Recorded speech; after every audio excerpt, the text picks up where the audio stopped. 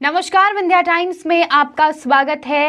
VT live के साथ हाजिर हुए हैं। आज दिन भर प्रदेश में क्या कुछ खास था, क्या कुछ प्रमुख खबरें हैं, ये आपको बताने के लिए हाजिर हुए हैं। सबसे पहली खबर की बात करते हैं।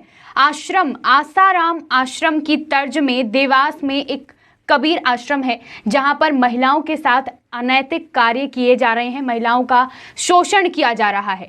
यह सेवा की जगह पर, यहाँ पर सेवा की जगह पर उनके साथ शोषण हो रहा है और अनैतिक काम किए जा रहे हैं। इस आश्रम में निःशक्त महिलाओं को बंधक बनाकर रखा गया है। मंगलवार को जैसे ही प्रशासन को इसकी भनक लगी तो मंगलवार को प्रशासनिक अमला, प्रशासनिक टीम वहां पर छापेमार कार्रवाई करने पहुंची। इस आश्रम में पाया गया कि यहां पर मानसिक और शारीरिक रूप से निःशक्त महिलाओं को बंधक बनाकर रखा गया था।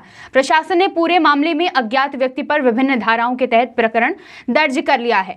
अब अगले दिन यहां पर प्रशासन का बुलडोजर भी चला। पुलिस ने यहां एक बाबा और एक महिला को हिरासत में लिया और अज्ञात व्यक्ति के खिलाफ दुष्कर्म का केस दर्ज कर लिया है। यहां पर एक मूक बधिर महिला थी जिसके जरिए इस पूरे मामले का खुलासा हुआ है। मूक बधिर और मंदबुद्धि युवती के नवजात शिशु और आश्रम स्टाफ की डीएनए जांच की जा रही है जो आश्रम में रहकर गर्भवती हुई थी। इस मामले का खुलासा ही ऐसे हुआ था। आपको बता दें कि कबीर आश्रम की पोल तब खुली जब 6 नवंबर को एक मूक बधिर महिला गर्भवती हो गई थी और वो इलाज के लिए अस्पताल पहुंची। उसे देखकर प्रशासन सतर्क हो गया और उसी के जरिए कबीर आश्रम तक पहुंचा और ये पूरे मामले का खुलासा हुआ कि आसाराम आश्रम तर्ज पर यहां पर भी महिलाओं के साथ शोषण किया जा रहा है, उनको बंधक बनाकर रखा गया है, उनके साथ अनैतिक कार्य किए जा रहे हैं और अब उन तमाम महिलाओं को यहां पर प्रभावी कार्यवाही करते हुए आश्रम में 5 मंदबुद्धि और 2 सामान्य महिलाओं को मुक्त करवाया गया है और आगे भी प्रशासन की कार्यवाही जारी है। देखना है कि इसमें और क्या कुछ निकलकर सामने आता है। हमारी दूसरी बड़ी खबर की ओर चलते हैं। मध्य प्रदेश विधानसभा शीतकालीन सत्र 28 दिसंबर से शुरू होने वाला है। 3 दिवसीय यह शीतकालीन सत्र है और अब इस सत्र के तारीख की घोषणा होने के बाद कांग्रेस और बीजेपी आमने सामने आ गई है। आपको बता दें कि मध्य प्रदेश के पूर्व मंत्री और कांग्रेस नेता डॉक्टर गोविंद सिंह ने आगामी शीतकालीन विधानसभा सत्र को लेकर आपत्ति जताई है। उन्होंने कहा है कि 3 दिन के सत्र में जन समस्याओं और विकास के मुद्दों पर सुनवाई नहीं हो पाएगी, यानी ये 3 दिन कम पड़ेंगे। गोविंद सिंह के मुताबिक कोरोना संकट, किसान समस्या और बेरोजगारी समस्या पर चर्चा होनी है और सत्र को छोटा कर सरकार अपनी जिम्मेदारी से बचना चाहती है। जबकि डॉक्टर गोविंद सिंह के इस बयान का बीजेपी के कैबिनेट मंत्री प्रद्युम्न सिंह तोमर ने जवाब दिया है। उन्होंने कहा है कि प्रदेश सरकार कोरोना के साथ ही जनता के मुद्दों के लिए भी काम कर रही है। 3 दिन के विधानसभा सत्र में सभी जरूरी मुद्दों पर बात होगी। इसके साथ ही उन्होंने गोविंद सिंह के बयान पर भी पलटवार करते हुए कहा कि उनकी यानी गोविंद सिंह बात उनकी पार्टी के लोग ही नहीं सुनते, मतलब गोविंद सिंह की पार्टी की उनकी बात उनके पार्टी के लोग नहीं सुनते हैं, लिहाजा उनको विधानसभा सत्र की चिंता छोड़ खुद की फिक्र करनी चाहिए।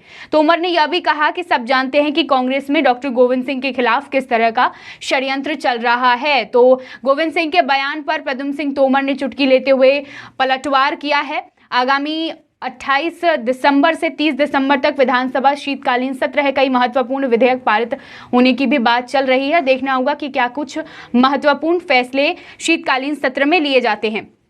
हमारी प्रदेश की तीसरी खबर की ओर चलते हैं, जिस पर मुख्यमंत्री शिवराज सिंह चौहान ने कहा है कि किसी भी सूरत में मध्य प्रदेश की धरती पर लव जिहाद नहीं चलने दिया जाएगा और इसके खिलाफ कानून बनाकर कार्यवाही सुनिश्चित की जाएगी। उन्होंने कहा है कि धर्मांतरण रोकने के लिए भी कानून बनाया गया है और उन लोगों के खिलाफ सख्त कार्यवाही की जाएगी जो गरीब और भोले भाले आदिवासियों को बहला फुसलाकर उनका धर्म परिवर्तन कराने की कोशिश करते हैं। ये पूरी बातें मुख्यमंत्री शिवराज सिंह चौहान उमरिया जिले के डगडुआ गांव पहुंचे थे। वहां पर उन्होंने कही जनजातीय गौरव सम्मान समारोह में वो शामिल हुए। संबोधित करते हुए उन्होंने ये भी कहा लोगों को कि जहां पर वो संबोधन दे रहे थे, उन्होंने कहा कि मध्य प्रदेश के बांधवगढ़ टाइगर रिजर्व सहित कई टाइगर रिजर्व के बफर जोन में अब नाइट सफारी भी शुरू की जाएगी। तो सभा को संबोधित करते हुए उन्होंने कई महत्वपूर्ण चीज़ें कहीं और साफ तौर पर ये कहा कि लव जिहाद जैसी चीज़ें मध्य प्रदेश में नहीं चलेंगी। इसके खिलाफ मध्य प्रदेश सरकार सख्त कानून बनाएगी। हमारी अंतिम खबर की बात करते हैं। कोरोना बड़ी ही तेजी से फिर से प्रदेश में और देश में पैर पसार रहा है। ठंड में मौसम में बदलाव होने के बाद जैसे कि कहा जा रहा था कि कोरोना एक बार फिर से रफ्तार पकड़ सकता है, ऐसा ही देखा जा रहा है। प्रदेश में 2 लाख के करीब केस पहुंच गए हैं, मतलब आंकड़ा 2 लाख तक पहुंचने वाला है, 92 लाख के पार हो गया है। और देश में इसके साथ ही मध्य प्रदेश के कुछ जिलों में कोरोना संक्रमण अभी भी बरकरार है। इन सबके साथ एक सवाल बार बार खड़ा हो रहा है कि क्या मध्य प्रदेश में फिर से लॉकडाउन लगेगा, क्योंकि अन्य जो जगहें, अन्य जो राज्य हैं, कोरोना संक्रमण को देखते हुए कुछ दिनों का, कहीं 20 दिनों का या फिर कुछ दिनों का लॉकडाउन लगाया गया है। प्रदेश में भी सवाल खड़े हो रहे हैं, प्रदेश की जनता के मन में ये सवाल है कि क्या फिर से प्रदेश में लॉकडाउन लग सकता है। इसके पहले नरोत्तम मिश्रा ने भी कहा था कि लॉकडाउन जैसी स्थिति अभी नहीं है, इस पर कोई चर्चा नहीं की गई है, लेकिन सावधानी बरतना बेहद जरूरी है।